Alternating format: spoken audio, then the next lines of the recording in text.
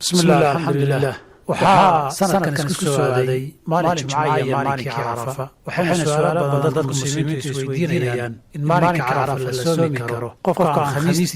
khamiista ka horeysa ku darin طبعا sabti lagu dari karo maalinka ciideed wey taa waxaa rabaa inaan idhaahdo mar haddii Carafa ku soo aaday Jumcada waa la soomi karaa waxaa nabigu diiday sallallahu alayhi wasallam waa qofkii qasadkii iyo ujeedada Jumcanimada ay tahay wey saas darteed baa loo ogolaaday maalinka hore iyo maalinka dambe lagu daro Jumcada saas darteed baa loo ogolaaday qofkii soon caadada u lahaa sida